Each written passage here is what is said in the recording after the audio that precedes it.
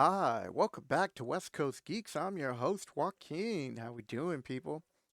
So today's video is a DM's tips on how to introduce lore, to your campaign, the Underdark.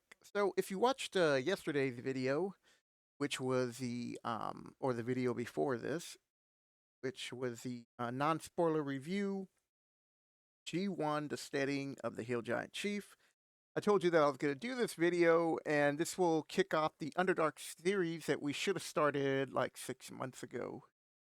Sorry. So, with that, I'm taking a different approach to this video when I can. It's going to be some how a DM can, introduce lore to the campaign, and I'm going to do it in like a third person style. Something. Anyways, it's from the perspective of if you were to walk through the scenario like I was your DM, this is how I would explain it to you. So hopefully this will help mostly new DMs, but maybe an old DM might be able to pick up a thing or two. So if that's the case, I hope you enjoy this video. Oh, Eric just texted me, really upset that he couldn't jump on this, but I said I was doing it without him.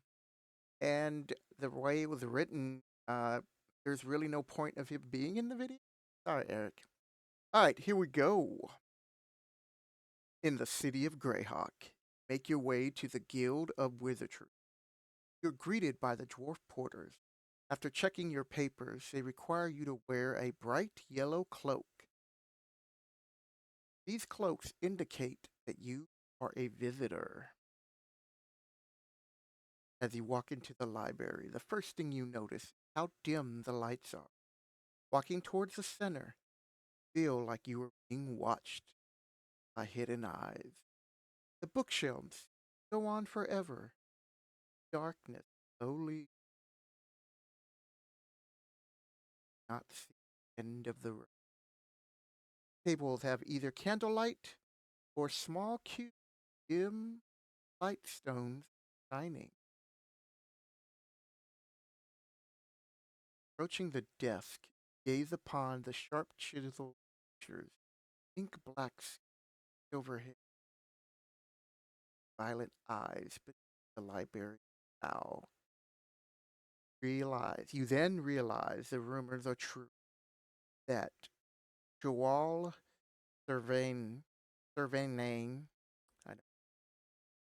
Servainane is a renegade dark elves, maintain the guild of the Wizardry Library.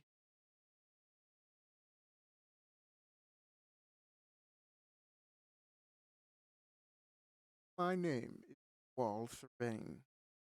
Welcome to my library. Thank you. So, want to learn about the Underdark? The vast network of caverns, endless tunnels. Scholars have classified the Underdark into categories. The Upper Dark, a few miles below the surface.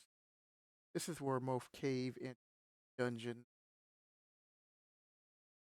The Middle Dark is 8 to 10 miles below the surface. Find most civilizations live in the Underdark. The Lower Dark is beneath that, and no one knows how deep it goes.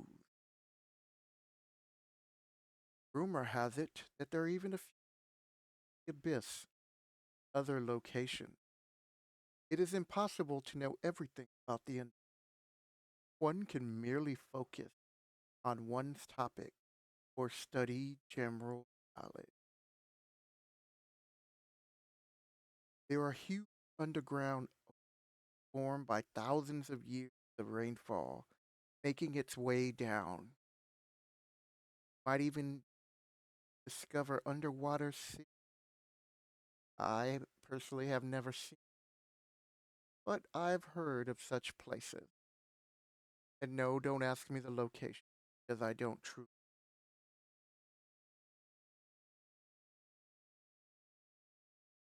The Underdark has its own called bioluminescent fungi, and glowstones can be as large as a cavern wall. There are far too many count. So many have tried, and there are countless books on every type of fungus and mold or spore that you think of. There's still plenty more that have yet to be discovered. But I can tell you are here to find out if the rumors are true about large amounts of forgotten treasure, long lost civilizations, and ancient artifacts.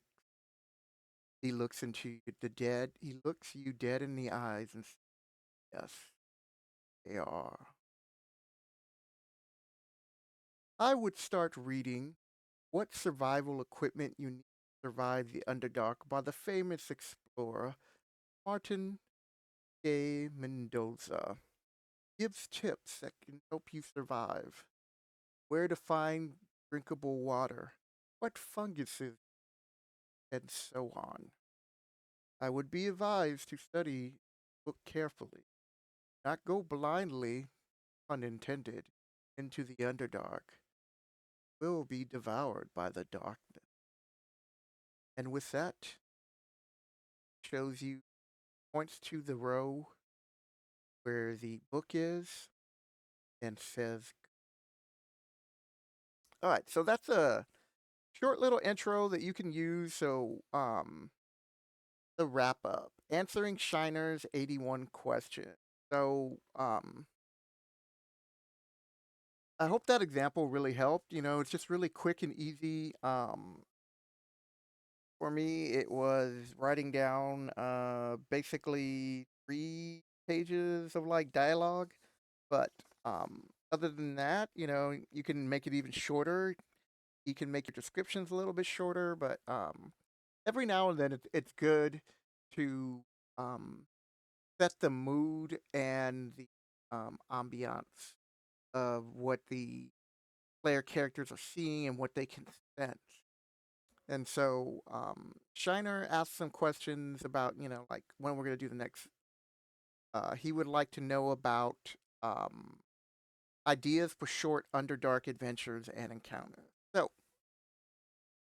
here we go. Number one, you can the typical one where you're usually hired by merchants, but you're hired by merchants to travel to a drow outpost, trading outpost. So that's a short little hook to see where the party does was it, and do they want to stick around after the business is conducted. Number two, the players just find a hidden passage in a cave leading to the Underdark. So again, you don't even tell them they're going into the Underdark. You can just leave hints that the passageway is going from, um, you can tell that it's been mined and secured to all of a sudden it's now rough and there's moisture on the ground and you're starting to see fungus pop up and they can tell that it's a gradual slope going down. So that's another good way of just introducing your players to the Underdark. And encounters you want to know about can be based on the monsters first. I That's one example I like to use real quick.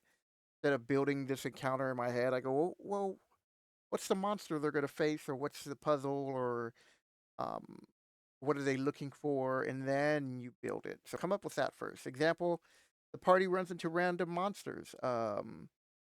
Like Grell, Hokoras, a raiding party, whether um it's the Dark Elves, the Kuatoans, it could be bugbears, whatever.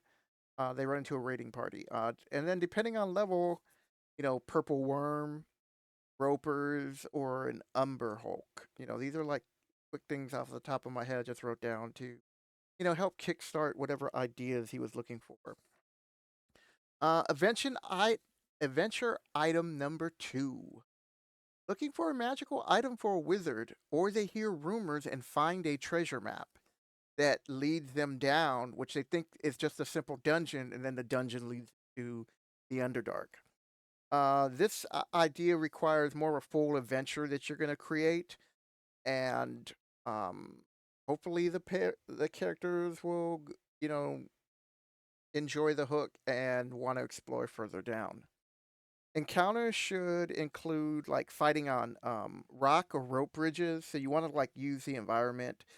being dragged in a river or lake from a raft. Those are always fun. And then you should have, because it's underground, you should have random encounters like earthquakes, rock slides, or volcano activities. And that's just like, just some quick ideas off of the top of my head where I'm like, all right, let's just see what we could, where we could take this. So, um, that's it, people. This is really a short video because I don't have Eric here, and then we start talking about stories and everything. So, if you enjoy the oh, sorry, I got a little tongue tied.